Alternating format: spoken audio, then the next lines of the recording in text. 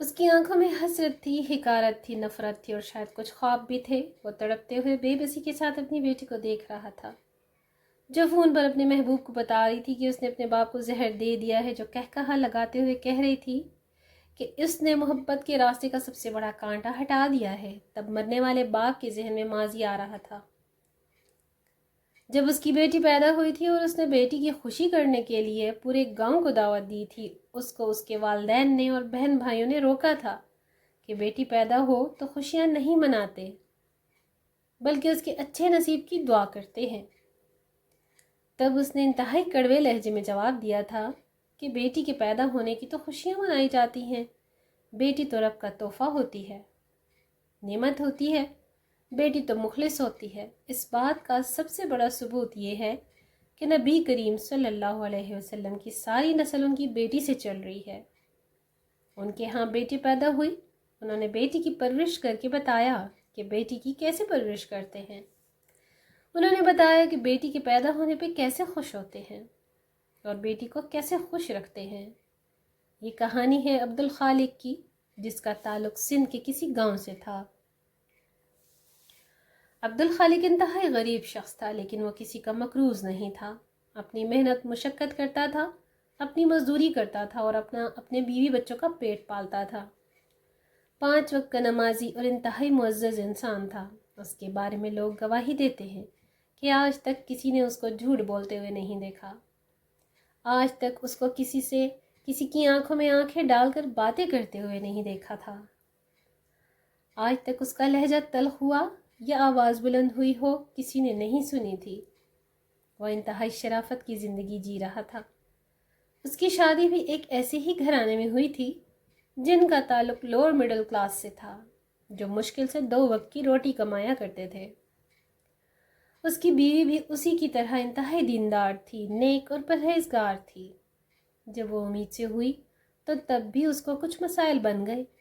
Doctor نے اس کے علاج معالجہ کیا اور کہا کہ جیسے تیسے آپ ایک بار تو اولاد کو جنم دے لیں گی، لیکن اس کے بعد کبھی آپ اولاد کو پیدا نہیں کر سکیں گی۔ دونوں میاں بیوی کے لیے گو کہ بظاہر یہ صدمہ تھا، لیکن عبدالخالق نے اپنی بیوی کو تسلی دی تھی کہ اگر ہم نے اچھی طرح سے پرورش کر لی تو ہمیں ہماری ایک ہی بیٹی کافی ہے۔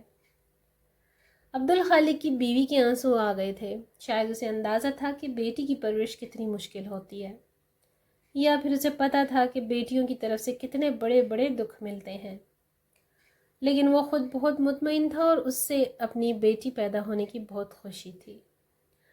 اس نے بیٹی کے پیدا ہونے کی خوشی میں پورے گاؤں میں دعوت رکھی تھی۔ پورے گاؤں کو بلایا گیا تھا، گو کہ گاؤں کے نواب ٹائپ لوگ تو نہیں آئے تھے، لیکن اس طرح کے مڈل کلاس سارے لوگ شامل ہوئے تھے۔ عبدالخالق کو لوگوں نے بہت روکا تھا کہ بیٹی کے پیدا ہونے پر ایسی خوشی نہیں منائی جاتی، یہاں تک کہ اس کے بہن بھائیوں اور والدین نے بھی روکا تھا۔ گاؤں کے بزرگ اور دانا لوگوں نے بھی سمجھایا تھا، مگر اس کا ایک ہی جواب تھا کہ نبی کریم صلی اللہ علیہ وسلم کی بیٹی پیدا ہوئی تھی، ان کی نسل بیٹی سے چلی، انہوں نے بیٹی کی خوشی کی خاطر کیا کچھ نہیں کیا۔ میں بھی اپنی بیٹی کی خوشی مناؤں گا، اپنی بیٹی کی پرورش بہترین انداز میں کروں گا۔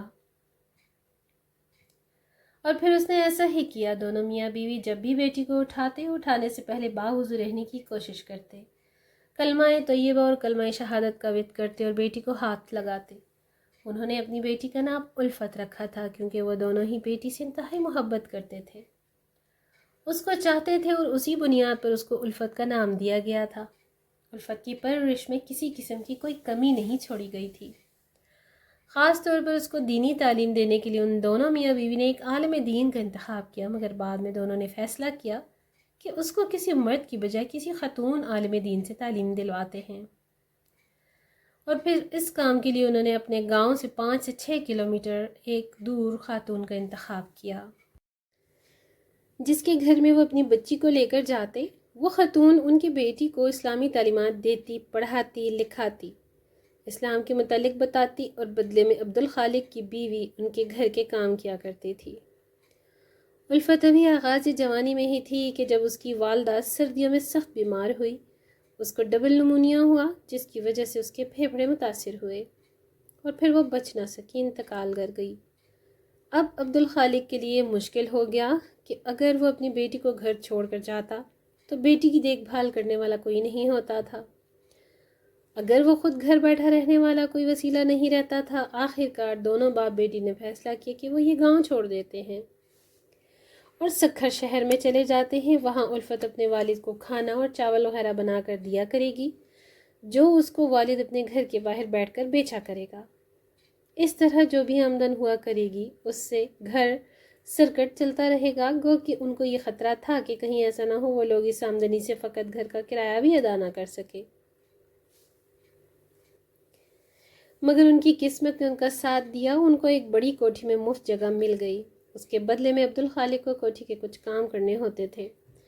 اس کے بعد وہ فارغ ہوتا تھا اور باہر اپنا کام کرتا تھا۔ اس نے اپنی چاول اور کھانے کی ریڑھی لگائی، جس سے اللہ تعالیٰ نے اس کو اتنی برکت دی کہ وہ اپنی بیٹی کو پڑھانے لکھانے لگا، یہاں تک کہ اس کی بیٹی پڑھ لکھ کر جوان ہو گئی۔ اس نے اپنی بیٹی کی تعلیم کے لیے کراچی کی بہترین یونیورسٹی کا انتخاب کیا، مگر وہاں بھی وہ اپنی بیٹی کو اکیلا نہیں چھوڑنا چاہتا تھا۔ اس لیے اس نے فیصلہ کیا کہ اب وہ اپنی بیٹی کے ساتھ کراچی منتقل ہو جائے گا تاکہ وہاں بھی اپنی بیٹی کا خیال رکھ سکے۔ آسان لفظ میں جو میں اب کہہ سکتے ہیں، وہ اپنی بیٹی کا سایہ بن کر رہا۔ کراچی میں بھی وہ اپنی بیٹی کی یونیورسٹی کے باہر ریڑھی لگایا کرتا تھا۔ الفت بھی انتہائی ذہین لڑکی تھی۔ اس کی تعلیم تقریباً اسکالرشپ پر چلتی رہی۔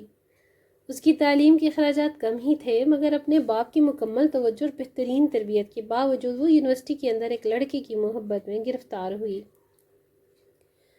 وہ لڑکا سندھ کے کسی وڈیرے کا بیٹا تھا جو انتہائی بگڑا ہوا تھا۔ وہ صرف الفت کے جسم سے کھیلنا چاہتا تھا۔ اسے نکاح سے کوئی سروکار نہیں تھا۔ الفت کے بدلتے ہوئے چال ڈھال اور انداز دیکھ کر اس کے باپ کو اندازہ ہوا کہ اس کی بیٹی کسی غلط راستے کا انتخاب کر رہی ہے۔ اس نے اپنی بیٹی کو سمجھایا، مگر تب تک اس کی بیٹی اس کے ہاتھ سے نکل چکی تھی، کیونکہ اس وڈیرے نے اس کو یہ شے دے رکھی تھی کہ اگر تمہارا باپ بھی تم کو مجھ سے جدا کرنے کی کوشش کرے گا تو میں اس سے ٹکرا جاؤں گا، بلکہ اس کو کچل کے رکھ دوں گا۔ اور ایک نامحرم کی محبت میں اندھی الفت یہ نہیں سمجھ پا رہی تھی کہ وہ اپنی باپ کی موت کا سامان کر رہی ہے۔ وہ دنیاوی لذت میں کھو کر رہ گئی تھی۔ اس نے اپنے والدین کی پرورش کو پس پش ڈال دیا تھا۔ اس نے اپنے والد کی محنت پر پانی پھیر دیا تھا اور اس نامحرم کی محبت میں اپنے والد کو چھوڑنے پر راضی ہو گئی تھی۔ جب اس کے والد نے اس کے ساتھ سختی سے پیش آنا شروع کیا تو تب تک کھیل ہاتھ سے نکل چکا تھا۔ الفت اپنے محبوب کے ساتھ ہوٹلوں میں جا کر راتیں رنگین کر چکی تھی، بلکہ اب تو اس کا محبوب کھلے عام اس کو گھر چھوڑنے اور گھر سے لینے بھی آ جایا کرتا تھا۔ جب اس کے باپ نے یہ حالات دیکھے تو اس نے بیٹی کی تعلیم پر پابندی لگا دی۔ جب الفت کو اور کوئی صورت نظر نہ آئی تو اس نے اپنے محبوب کے کہنے پر اپنے باپ کو زہر دے دیا۔ اس کے باپ کو بیٹی کے اعمال دیکھتے ہوئے بھی اتنا یقین تھا کہ اس کی بیٹی کبھی اس کو زہر نہیں دے سکتی، اس کو جان سے نہیں مار سکتی۔ اسی یقین کا فائدہ اٹھاتے ہوئے اس نے باپ کو زہر دے دی اور اس کا باپ 10 سے 15 منٹ میں تڑپ تڑپ کر مر گیا۔ باپ کی موت کے بعد اس نے اپنے محبوب کو اپنے گھر بلایا۔ اس کے باپ کی حالت پہلے درست کی گئی تاکہ اس کی موت کی وجہ پتہ نہ چل سکے۔ اس کے بعد اس نے اپنے محبوب کو گھر سے بھیج دیا اور اس پڑوس میں بتانے چلی گئی کہ اس کے باپ کا انتقال ہو گیا ہے۔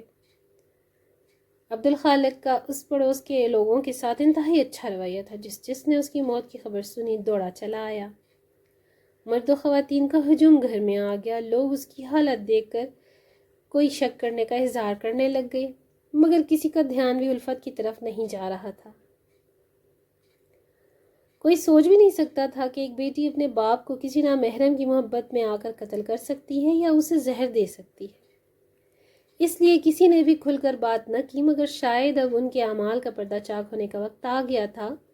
اس کا محبوب جب اس کے باپ کی موت کی تصدیق کرنے کے بعد اس کے گھر سے نکلا تو راستے میں جاتے ہوئے پولیس کے ہتھے چھڑ گیا۔ وہ چھوٹی موٹی چوریوں چکاریوں میں پہلے ہی ملوث تھا۔ جب پولیس کو مشکوک لگا اور اسے پولیس اسٹیشن لے کر گئے تو اس نے وہاں جا کر اپنے تمام جرائم کو قبول کیا، تو ساتھ یہ الفت والا قصہ بھی بتا دیا اور بتایا کس طرح اس نے اپنی محبوبہ کے ساتھ مل کر اس کے باپ کو زہر کھلا دیا ہے اور اب وہیں سے آ رہا ہے۔ اس طرح لوگوں کا عبدالخالق کو کفن دفن دینے کا انتظام کر رہے تھے اور دوسری طرف پولیس الفت کے محبوب کو لے کر موقع پر پہنچ چکی تھی۔ انہوں نے لاش کو قبضے میں لیا، الفت اور اس کے محبوب کو گرفتار کیا، ان پر قتل کا پرچہ درج کر کے ان کو جیل بھیج دیا۔ آج الفت وہاں اپنے کیے کی سزا بھگت رہی ہے، جبکہ اس کو محبوب جس کے پیچھے اس کے وارث تھے وہ کب کا بے گناہ قرار دے کر رہا کیا جا چکا ہے۔